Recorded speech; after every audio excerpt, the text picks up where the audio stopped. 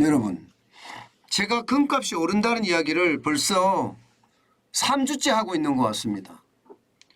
사실 금값이 지금 계속 오르고 있어요. 예, 상승 곡선을 그대로 그리고 있습니다. 그러다 보니까 말입니다. 이제 금값에 대한 예측도 굉장히 달라져요. 여러분 이거 한번 보세요. 골드만삭스 미국의 투자은행입니다. 골드만삭스는요. 미국 경기가 경착륙하면 온스당 2250달러까지 올라갈 수 있다. 이렇게 예측하고 있습니다. 와우, 2250달러까지라니까 지금이 한 1860달러 정도 되니까 적어도 600달러가 더 올라간다는 이야기잖아요. 600달러가. 야, 이것은 어떻게 생각하면 굉장히 충격적인 이야기라고도 저는 보입니다. 그런데 골드만삭스만 이렇게 이야기하는 게 아니에요. 골드만삭스. 투자은행들은요. 하나같이 말입니다. 금값이 이제 올라갈 거다. 여러분 알다시피 뱅크 오브 아메리카. 여기는요. 올 2분기부터 금 가격이 본격적으로 올라갈 것으로 예상한다. 이렇게 이야기하고 있고요. 예, 실질적으로 말입니다. 우리 국내외 금융 투자사들이 올해 금 가격 예상한치를 보면 말입니다. 1950달러에서 2000달러까지 상승할 수 있다. 이렇게 예상하고 있습니다. 1950달러에서 2000달러까지. 그만큼 시장에 금이 오를 수 있는 요소가 굉장히 많다는 뜻이에요. 물론 이건 예측입니다. 예측이 다 맞는다는 보장은 절대로 없습니다. 절대로 없습니다.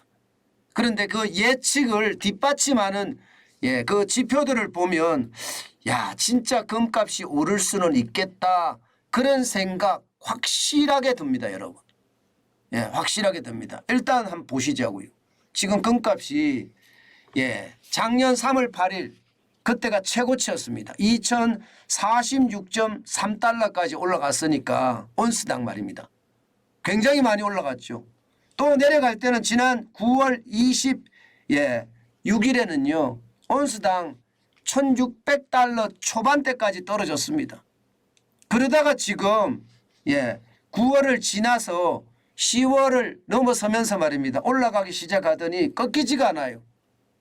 2023년 1월 8일 현재 1869.70달러를 기록하고 있습니다. 계속 올라가죠. 제가 한 3주 연속 계속 금값이 올라간다고 제가 말씀을 드리고 있는 것 같은데 아마 그게 지금 틀리지 않는 겁니다. 계속 올라가고 있는 것도 사실이라는 뜻이에요. 굉장히 빠른 속도로 그것도 올라가고 있는 것도 사실이고요. 자, 그러면 금값이 왜 올라갈까? 이제 왜 올라갈까 굉장히 중요하잖아요. 금값이 왜 올라갈까는요. 이게 킹달러라고 이야기했던 아니면 갓달러라고 이야기했던 달러의 가격이 떨어지기 때문입니다. 지금 보시다시피 달러의 가격이 많이 떨어졌잖아요. 작년 10월 17일만 하더라도 달러 인덱스 그러니까 6개 통화 대비해서 달러의 가치가 113.11까지 올라갔습니다. 113.11이라는 것은요. 2002년 2월에 116.60보다가 60하고 비슷합니다. 그러니 달러의 가치가 2002년이면 닷컴 버블의 위기가 있을 때가 그때인데 그때하고 비슷할 정도로 달러의 가치가 많이 올라갔다가 지금은요. 104.23으로 떨어져 있습니다. 달러의 가치가 104.23, 104까지 떨어진 겁니다. 물론 104라는 숫자도 100이 넘은 숫자라기 때문에 이게 달러의 가치가 낮다고 생각은 할 수는 없습니다. 그러나 상대적으로 고점 대비해 보면 낮은 숫자다. 달러의 가치가 왜 떨어질까요? 미국도 지금 금리를 계속 인상을 해서 시중에 있는 달러를 빨아들이고 있는데 달러의 가치가 떨어진다는 이야기는 이거 심상치 않네. 이게 달러의 가치가 시중에서 달러를 흡입하면 올라가야 정상이지 왜 떨어져? 이렇게 생각할 수 있거든요. 이것은요. 금리를 올리는데 상대적으로 6개 통화라고 이야기하는 유로와 엔화, 파운드와 캐나다 달러, 스위스 프랑 그리고 스웨덴의 크로네 이 6개 통화가 더 빨리 금리를 올린다는 뜻이에요. 더 빨리. 달러의 금리를 올리는 속도보다가 다른 나라의 통화에 대한 금리를 올리는 속도가 더 빠르다는 겁니다. 사실 유로화만 하더라도 지금 금리가 0% 수준에서 2.5% 수준으로 쫙 올라갔잖아요. 그죠? 파운드화도 그렇죠. 엔화도 사실은 안 올렸다고 이야기하지만 장기 이게 국채에 대해서는 금리를 올린 거나 다름없습니다. 엔화도. 그러니까 시장 전체에 보면 지금 엔화는 안 올리다가 마이너스 0.1%의 기준금리를 가지고 있다가 단기 국채금리는 놔뒀지만 장기 국채금리는 사실상 변동폭을 확대하면서 올린 거나 다름없거든요. 그렇게 올렸으니까 이게 달러의 가치가 그만큼 떨어질 수밖에 없겠죠. 달러의 가치가 떨어지니까 이게 시장에는요. 달러 가치가 많이 떨어지네 이렇게 생각을 하게 됐고요. 특히 말입니다. 미국의 금리 올리는 속도가 이제 멈추겠구나 하는 생각도 합니다. 사실 말입니다. 미국 연방준비제도 중앙은행의 금리는 2월 1일 날 올리고 3월 22일 날 그때도 FOMC가 개최되거든요. 연방공개시장위원회가 개최되는데 그때가 마지막이 아니겠느냐. 시장에서는 그렇게 짐작합니다. 3월 22일이 마지막이 최종금리다. 그러면 지금 4.5%의 금리가 5% 정도 되지 않겠느냐 하는 게 시장의 예측이에요. 5% 넘을 수도 있다고 생각은 하지만 이미 지방의 연방준비제도 총재들이 5% 넘을 수 있다는 이야기는 자꾸 꺼내고는 있지만 5%가 아니라 6% 된다는 이야기는 아예 없습니다. 그런 측면에서 따지면 이게 금리도 이제 최종금리 선에 닿아 있다는 뜻입니다. 그런 차원에서 보면 달러의 강세는 이제 멈춘다. 킹달러나 갓달러가 아니라 강달러 수준에서 멈춘다. 그러면 이게 그만큼 충격이 되고 그만큼 달러의 어떤 가치가 떨어질 수밖에 없고 또 하나 이게 금리를 계속 올리다 보니까 말입니다. 금리 수준이 높아요. 그러면 대출금리는 어떻게 될까요? 미국의 기준금리가 4.5%인데 대출금리는 8% 넘겠죠. 대출금리가 8%가 넘으면 과연 말입니다. 경기가 괜찮을까요? 경기가 안 꼬꾸라질까요? 이게 금리가 높으면 높을수록 돈을 빌려서 사는 사람들한테는 이자 부담이 크고 이자 부담이 크다는 것은 소비를 그만큼 줄인다는 뜻이거든요. 그러면 당연히 소비가 꼬꾸라질 가능성 굉장히 높아집니다. 그럼 경기 침체가 온다는 이야기예요. 경기 침체가 온다는 이야기는 결국 경제 위기 때는 금이다. 이 공식이 또 통하는 겁니다. 그래서 금값이 지금 계속해서 올라가고 있는 것 아닌가 시장에서는 그렇게 분석을 하고 있고요. 많은 투자은행들도 이게 1950달러에서 2000달러까지 그 안팎으로 갔다고 전망하는 것도 그런 이유였습니다. 그만큼 말입니다. 금값에 대한 어떤 앞으로의 수요가 굉장히 크다는 이야기가 되는 겁니다. 중요한 것은 여러분, 중요한 것은 지금 각국의 중앙은행들도 금을 계속 사재한다는 거예요. 지금 그래프에서 보시는 것처럼 각국의 중앙은행들이 금을 사는 게 굉장히 많아지고 있습니다. 특히 말입니다. 2022년 2분기도 크고요.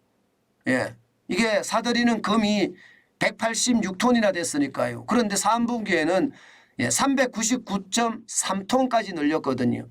다시 말해서 수요가 금에 대한 수요가 굉장히 크다는 뜻이에요. 수요가 크면 금이라는 게 공급이 무한정 늘릴 수가 있는 게 아니잖아요. 그러니까 공급은 그렇게 크게 늘어나지 않는다는 가정하면은 이게 가격이 올라갈 수밖에 없는 게 현실이잖아요.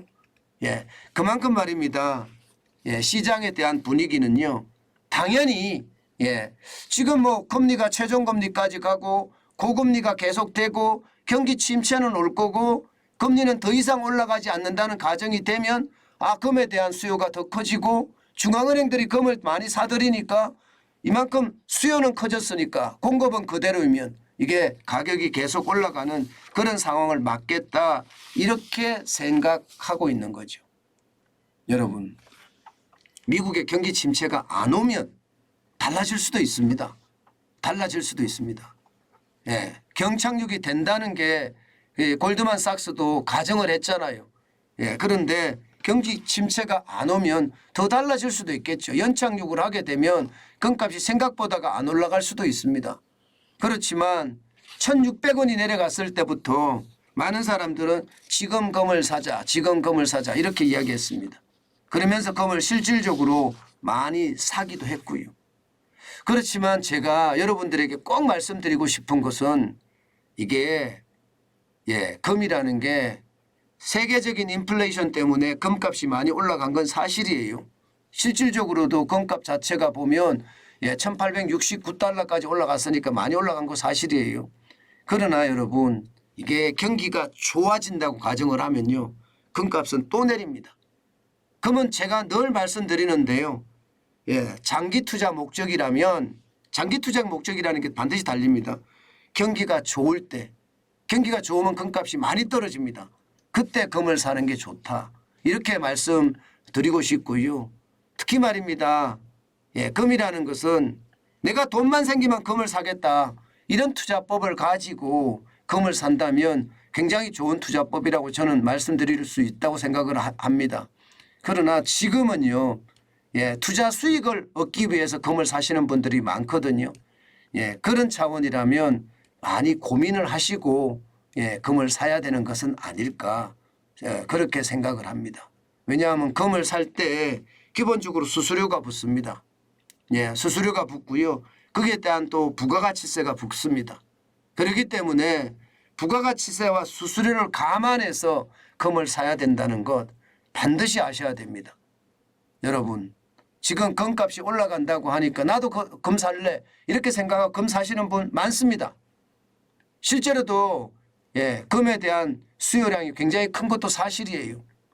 그런데 제가 누차 거듭해서 말씀드리지만 수수료 감안해야 되고요. 여기에다가 부가가치세 반드시 감안해야 됩니다. 부가가치세가 10%입니다. 수수료도 따라 다르지만 3%에서 5%까지 되는 데가 대부분이니까 15% 이상 수익이 나는 게 이게 쉽지 않잖아요. 여기다가 세금까지 2천만 원 넘으면 세금까지 내야 된다는 것까지 감안을 하면 지금 금 투자하는 것은 바람직한 방법은 저는 아니라고 봅니다. 그렇지만 금값이 워낙 올라가니까 오히려 금을 보유한 사람들 입장에서는 팔 수도 있는 기회가 아닐까 저는 그런 생각을 하거든요. 이게 뭐 2,200달러 뭐 그렇게 올라간다면 금을 보유한 입장에서는 팔 수도 있겠구나. 저는 그런 생각을 해서 지금 금값에 대한 이야기를 말씀을 드리고 있는 겁니다. 여러분 경기가 나쁘면 금값이 올라가는 거 반드시 당연한데요. 반드시 말입니다. 이게 수익률을 따져가면서 투자를 해야 됩니다.